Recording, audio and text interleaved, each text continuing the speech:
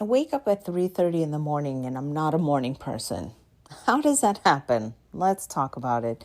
Hey guys, this is Andy with Mindset Matters More. And if you know me, if you've been following me for any amount of time, you know that my wake up time is like 3 in the morning. I wake up naturally. I don't use an alarm, but I'm not a morning person. And I want to talk about this because I feel like a lot of you guys think that because I'm up early, that means that I'm like Sprite, doing cartwheels and going crazy in the morning, happy-go-lucky. And that couldn't be further from the truth. And I want to talk about this because I want to tell you guys how I stack my morning wins so that I get out of that icky mindset that I wake up with, that you guys can translate to any time you wake up in the morning. And I hope this helps you guys. So let's first talk about when my eyeballs awaken, when they open. And I'm sitting in bed like I should really just go back to sleep. Like it's 3:30 in the morning. Like that brain of mine is trying to convince me that I need to go back to sleep. That brain of mine is telling me, hey, it is warm here. You don't need to get up. No, your husband is here. Snuggle up with him. Go back to sleep. Sleep is your friend. Sleep feels good. Don't get up. And it's trying to convince me so fucking hard that it's in my best interest to not start my day. Now, if I've got nothing to do in the day, that's a pretty tempting offer. That is a pretty luxurious feel that I could sleep another hour and a half, 2 hours, and nobody would know. Nobody would care. But you know what? For me, maintaining my habit is a lot more precious to me than an extra hour and a half of sleep. And I sleep really well because I go to bed early. So I get up and I have to tell myself, you know what? If I do my morning practice and I still want to take a nap because I'm still exhausted, then I'll do that. In the past 3 years that I've been doing this, I've never fallen for that. I mean, I've never actually gone back to sleep unless I was actually tired. It's meant for me to get up, I'm up. But if for some reason I went to bed late, if for some reason I didn't get good sleep or whatever, 100%, yeah, I will take another nap. But let's say it's on a day where I get up and I'm still trying to convince myself, all right, we're getting up. So I get up, I go to the living room, and I have a process. So I just want to say that the mindset going into this process is very curated. It's very important for me to go into this saying, I'm coming into this process to change my brain chemistry, to change my mood, to change my thought patterns, because that's what I want. I'm not going into it saying, oh my God, I'm going to do all this stuff because it's going to change my mindset. There's a very big difference in saying, hey, I need this coffee to change my mind versus I'm going to change my mind. And one of the tools is coffee. So it's very nuanced that you have to go into it knowing that you're purposely changing your mindset because you want to, not because the thing is going to make you. It's because you want to change your mindset. Okay? That's first and foremost. So now, what do I do? Prayer, journal, meditation. But these are things that work for me. So yes, I sit there and I listen to a lecture about either Kabbalah or, whether it's spirituality, whether it's about learning about money EQ, whether it's about coaching, or whether it's something that intellectually stimulates my brain to listen for people who have wisdom. That's the first thing I do is I listen to people who have wisdom. Now, my brain sometimes can be in and out, and some days it's hyper focused, and some days it's chatty Cathy and won't let me listen to the lecture.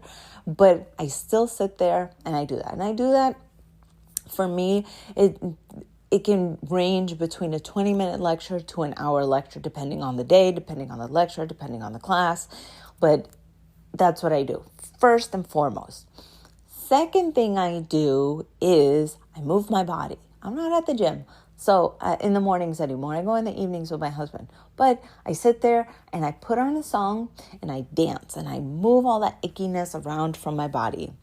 I have a song that I particularly love, and so I use that song. It's 4 minutes and 30 seconds, and it's just moving wildly. Now, yes, at 4:30 in the morning, there's a crazy woman just moving her body in her living room, and if you didn't know any better, you would think there's a crazy woman in her living room just dancing in silence, but I have my earbuds in. So I move my body because energetically moving your body is going to get that ick out, that morning ick. Okay, so there's that. Next, I meditate. Meditation for me is so powerful. Now, I do certain things like light entrainment and binaural beats and guided meditations and breathing exercises. Like for me, I've been doing this for a long fucking time. So I have a pretty sophisticated method of doing it. So I don't want you to think that, you got to do this. So mine, that ranges between 15 minutes to 30 minutes, depending on the day. Okay. Then the final portion of it is I journal.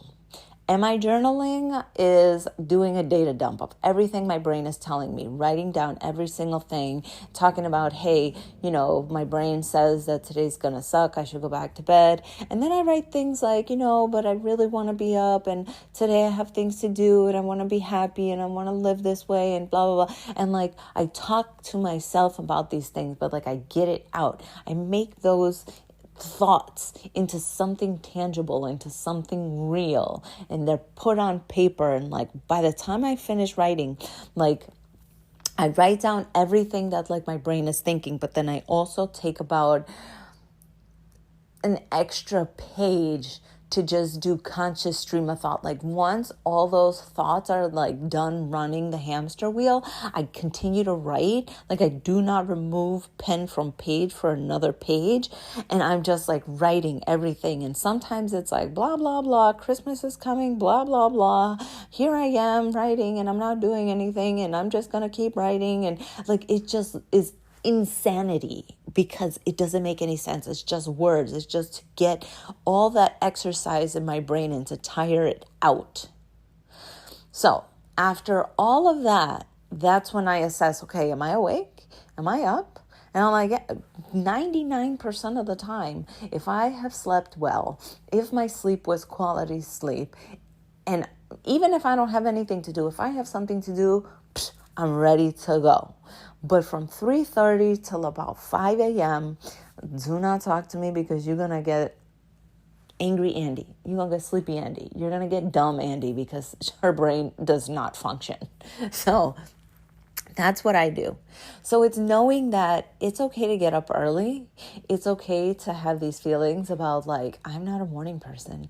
But you can transform the way that you feel, finding a routine that fits you and using that routine consciously knowing that it's going to fix you rather than saying, oh, I'm going to do this in hopes that it fixes me. It's no, I know this is going to fix me, so I'm going to do it. You have to go into it already using it for what it is, the tool to change your mind. Because if you sit there all morning just being man, I don't want to fucking get up, I don't want to do this, you're setting your day up with the seed of negativity. And everything you do that day is going to come from that seed. You got to go get the kids. You got to run your errands. You got to go to work. You have to go get your hair done.